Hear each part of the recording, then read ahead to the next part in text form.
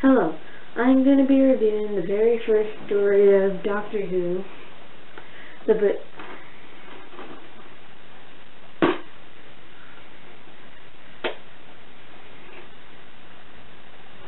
An Unearthly Child. Not sure if you can see that, but whatever. So first, a brief plot summary. So we start off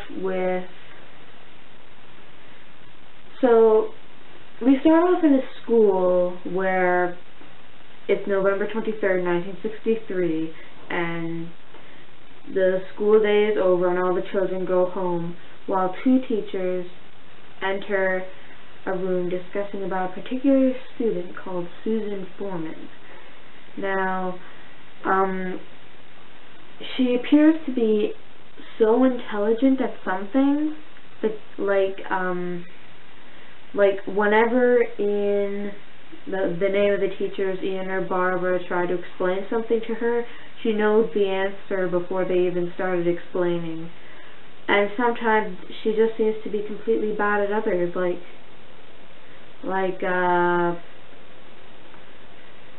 for example, she accidentally said that the United States had a decimal system, claiming the decimal system hasn't actually started yet. So they decide to just follow her home, kind of like stalk her. However, instead of entering a house, she enters a junkyard, which bizarres them at first. So they go into the junkyard and Susan has disappeared somehow. So they explore the junkyard for her and then find a police telephone box, which is a very casual thing to bump into during the early 1960s. But one thing is in the middle of a junkyard. You don't normally find those in a junkyard. Two things, it was humming as if it were alive. So Ian walks all the way around the police box, and then all of a sudden hears some coughing as an old man comes out of nowhere. Ian and Barbara go off into hiding, but then the old man tries to get into the TARDIS, and then the TARDIS is the name of the telephone box. Sorry, I'll get to that in a minute. So he tries to enter the police telephone box, and as soon as he opens the door, Ian and Barbara hear Susan's voice. So they come out from hiding and ask the old man where she is, and the old man is trying to get Ian very frustrated so that they'll just leave, but it doesn't really work. And then finally, after a big long argument, Susan gets bored wondering where her grandfather is. So she opens the door, allowing the three people to step inside. Now, it's actually bigger on the inside than it is on the outside. So yeah, and there's a whole bunch of machinery that you would never find in the 20th century. And it turns out that this police telephone box is a time machine that can travel anywhere in time and space, called the TARDIS, which stands for Time and Relative Dimension in Space. T, time, A, and R, relative, D, dimension, I, N, S, space. So yeah, and the old man is the doctor. That's why it's called Doctor Who, because he's the doctor. When I get a quick picture of him, you'll see him on the screen there. He's not those Dalek things. He's the old man. So, after trying to convince the two teachers that it is really a time machine, the doctor realizes that he can't let them go because they'll tell people about the TARDIS, so he is forced to take off with them still on board. And then a cliffhanger happens. I'm going to show you the cliffhanger right now.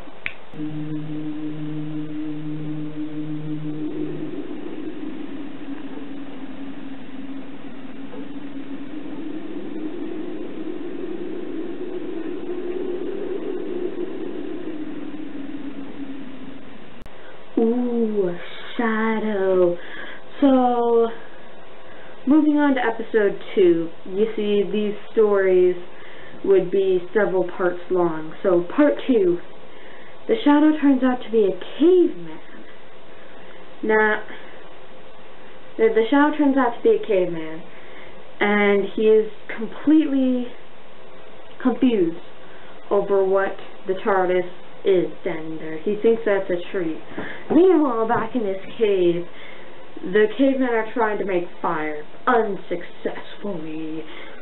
So, meanwhile, of course, Ian and Barbara are forced to be convinced that it is a time machine as soon as they step outside, or at least a space machine.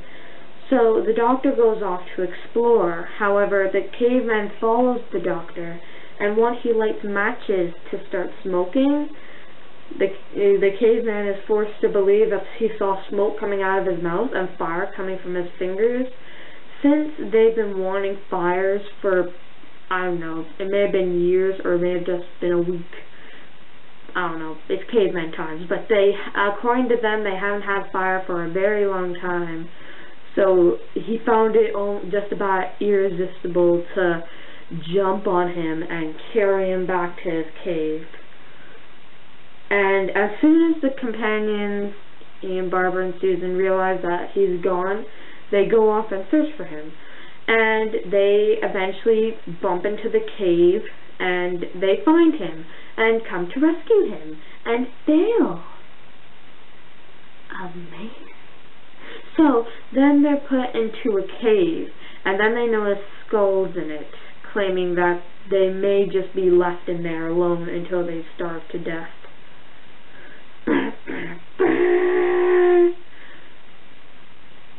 Here comes the cliffhanger right now.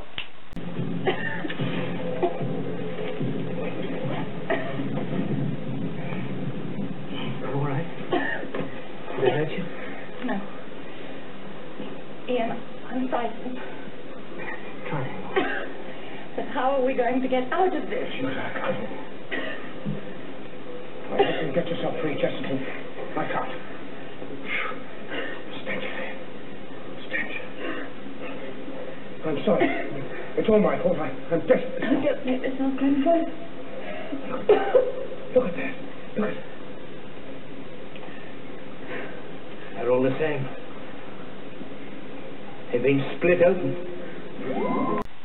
One of the cavemen is an old woman who doesn't think that it's worth making fire because it may burn them to death. So she sets the 4 time travelers free. However, the cavemen catch the old woman, and one of the cavemen kill her, and I don't think it's worth mentioning what happens to the cavemen right now, but whatever. You can watch the show. That's all I'm saying. So anyway, back to where we were. So the cavemen start to go after them in the forest, and then the 4 time travelers find their way back to the TARDIS. But turns out that the cavemen had beaten them to it. Yeah! And that's the cliffhanger for part 3. So, here comes the final cliffhanger. There's a TARDIS! Back!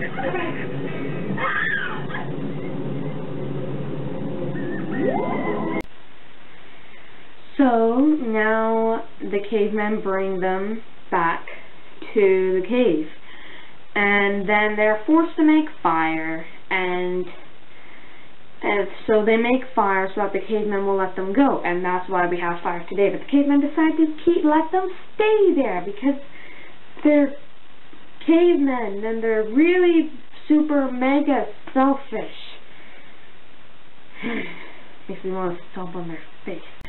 So, anyway, so Susan decides to make the best of their death, so she simply lights a torch and puts a skull on it. This gives Ian an idea, since it kind of looks like it's the undead. So they light 4 torches and put skulls on them and leave them there. so that when the cavemen open the entrance to check on them, to make sure that they haven't escaped, I might say, they see the skulls and then they start just screaming. I mean, like, really, it's kind of funny because they're not even like, oh my gosh, they're dead. They're not even like freaking out. They're just like standing there, just like groaning. And yeah, it's funny. So now the entrance is open, the 4 time travelers escape, and then the cavemen soon find out about their trick. But luckily, the TARDIS crew make it to the TARDIS before them. So then they get into the TARDIS. However, it turns out the Doctor cannot take Ian and Barbara home because he cannot control where and when the TARDIS lands. Yeah. So they land on a new planet, but all that they see is a white forest, so that's not very much. So they just simply walk out of the TARDIS to explore their new planet until... Now, what's to see?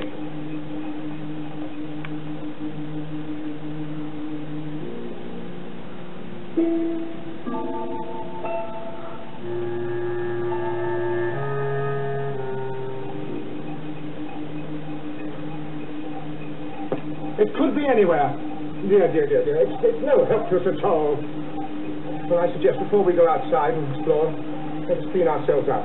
Yes. Now, what is the radiation read, Susan? That's pretty normal, Grandfather.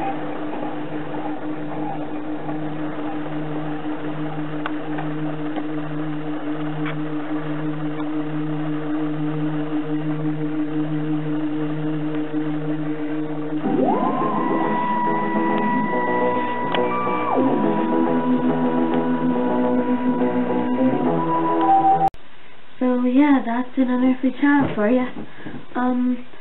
I liked it.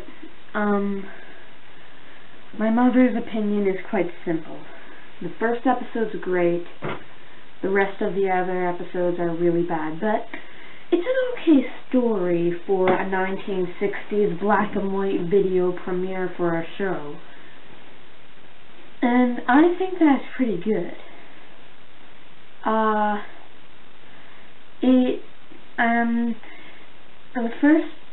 The first episode of season 2, called Planet of Giants, where the TARDIS crew shrinks and has to get around this house being an inch tall, was actually supposed to take place in this episode.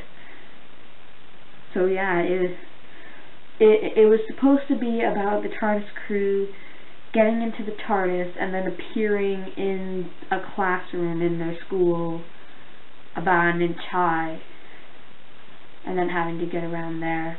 But I don't know why, but it was cancelled and they put this caveman plot instead. So yeah, I would recommend it. I mean, like, if you're a regular, like, you really like special effects and all that stuff, then don't watch it. But if you want to see the very first episode of Doctor Who, I don't think that you'll regret watching it. So yeah.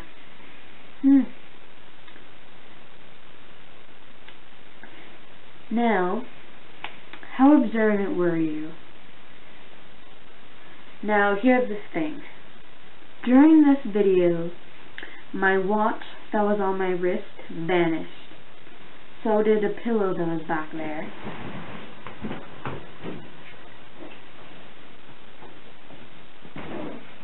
And the picture was also gone from the wall. I'm not sure if it's... Yeah, hang it back up. There. If you didn't notice this, rewind and see if you can spot when these 3 things vanished. Good luck with that, and I'll see you next time, where I review story number 2, The Dalek.